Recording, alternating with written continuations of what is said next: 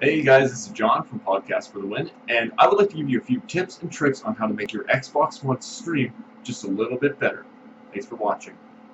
Okay, welcome back. Let's get started right here. So as you can see on my secondary display, I have my Xbox icon on my taskbar. This is Xbox Smart Glass. I don't know if they're going to continue to call this Smart Glass. I don't believe so, but this will be available on July 29th on the official release of Windows 10 if you're not already a developer's preview, which I am on.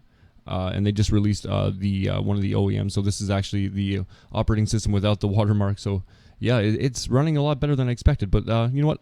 All that aside, let's get started. Okay, so let's click on the Xbox icon. I do leave mine on my taskbar, just easier to access. Okay, as you can see here, if you look, this is just like your dashboard on your Xbox. There's a few more options here. Of course, you can see who's online, your friends, and everything like that. But let's go over to the sidebar here, where as you can see, there are a few options. Your home, your My Games. You can actually add games to your Xbox account here. You can only play them on your desktop. This is from your PC. But we're going to go down to Connect. So you're going to want to click on that. And once this connects, you'll see your gamer tag for your Xbox and the option to turn on. That is actually going to turn on your Xbox. Now, my Xbox is actually located downstairs in my living room with my TV, and I'm upstairs right now. My modem is also up here, so my Xbox is streaming on Wi-Fi, and my desktop is hardwired in to my Ethernet connection.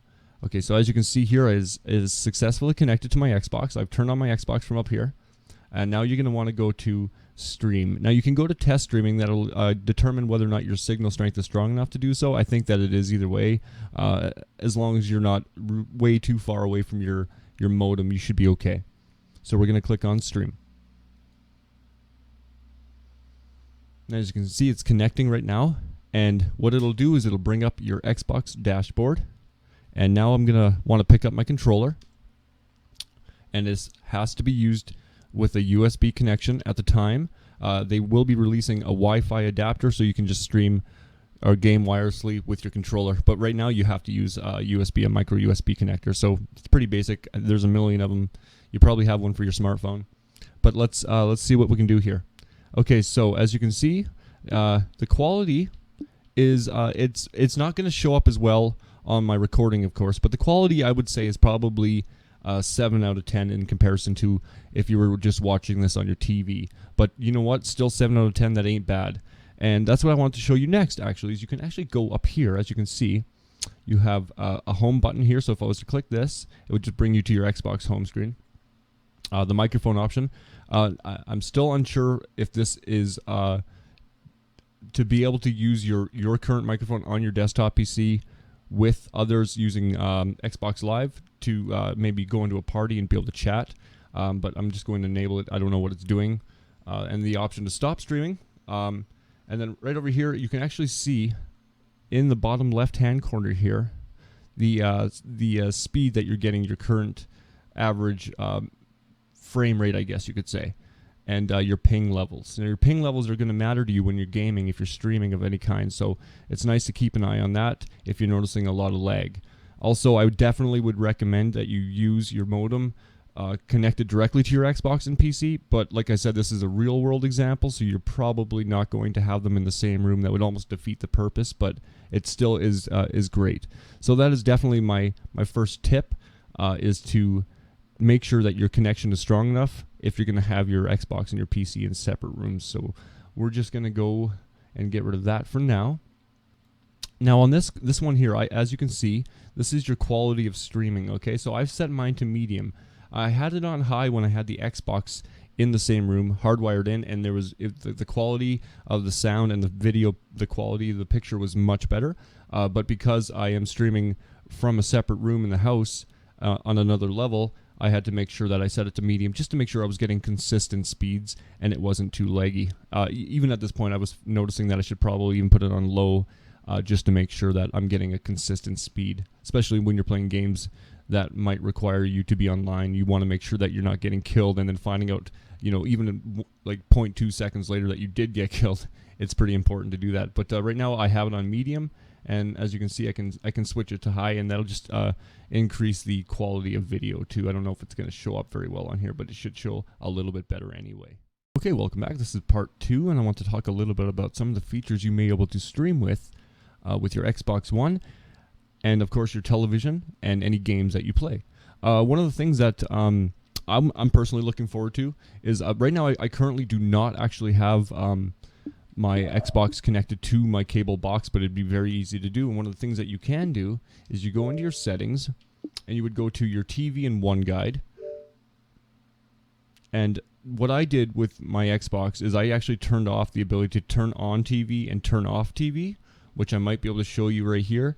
One of the things I noticed is when I would turn on the Xbox from my desktop PC, it would actually turn on or off my TV from up here, which can be probably a little bit annoying. So what I did was I actually went to device controls, device power options. You can do this whether or not you want to. It's just, it made it a little easier for me so that if somebody was sitting in my living room, the TV wouldn't just turn on and start streaming my gameplay from the Xbox. So yeah, I went to do nothing. So device TV does nothing. It was originally on to turn on. So right now I'm just going to leave those settings as is, but you can change them if you want to, of course.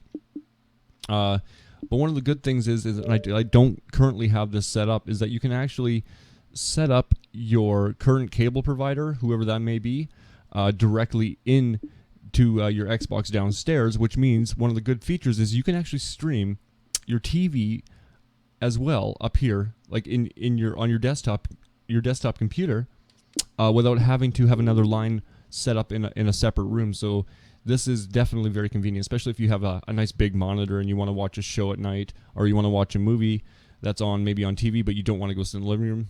Wherever the case may be, you can actually just stream it directly up here. And the same goes for Blu-ray discs, of course, and that's another great feature. Okay, let's get right into one of the things I really want to talk about. And currently I'm using Manicam Pro. It's a screen recorder, webcam recorder. It gives you options for lower third, text on screen, you name it, it does it all. It's great. And I paid $50 for this software, and I can't say enough good things about it. There's a couple issues I've had, but it's really just neither here nor there. It's not a big deal. But one of the things you can do with your screen recorder, if you're somebody that likes to stream to Twitch, if you're like somebody that wants to upload YouTube videos, gameplay, let's plays, things like that, and you can't afford a capture card, or if you just don't feel like spending that kind of money or investing that much into it this early on, or even for some of you pro users, if you've been doing this a long time and you're just looking for an easier way that you can maybe do it from separate rooms or just open up your options, I think the stream may really help with that. So one of the things you can do is have a screen recorder like this. You don't even have to pay for one. You can there's plenty of free ones. Fraps is free. There's actually a Manicam version that is free, but it leaves a watermark, so you have to keep that in mind. With freeware comes, some responsibility. I guess you're going to have to choose whether or not you want to really pay for the good stuff. Okay, so we're just going to I'm just going to give you a little bit of an example, I should say. Maybe I will open up just Minecraft for now. Now, as you can see in the stream, there is flickering on the screen. That is due to, I believe it's just software issues right now, maybe driver issues with my video card. I'm currently using the GTX 690. So I know it's plenty fast, but there are still drivers to come out once the official release of Windows 10 comes out on July 29th. So as you can see, I'd like to apologize right away for the level of the volume in this. But I'm going to go to settings. I'm just going to turn the volume down just a little bit. Let's turn down the sound. Maybe you just leave the sound at maybe like 40%. Just a little bit there. That's good. So we'll go back. We'll just go to play game. And we'll just go to, we'll just create a new world. Don't really need to name it right now. So what I'm doing here, I'm actually streaming from my Xbox to my desktop, and then I'm using my software to record the gameplay, the gameplay footage, along with my webcam and everything like that. Will this take up less resources on your PC? I'm not too sure exactly.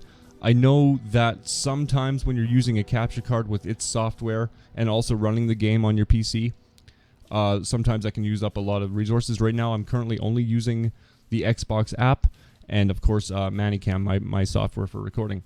But you know what? It streams good. I'm getting very little latency right now, and my quality is on high. And like I said, you're not using any of the resources from your Xbox currently. You're just using the application. And I think the application is on low load. I don't think it's taking up a lot of resources on my CPU or my graphics card. So yeah, like I'm thinking about moving the Xbox, maybe hardwiring it. I could definitely recommend that for you. But as you can see, it's not too bad. I think with time and driver updates and just fixes and bug fixes, I think we're going to be definitely getting more use out of this. This is a bigger deal than most people think right now. So, let me know what you think.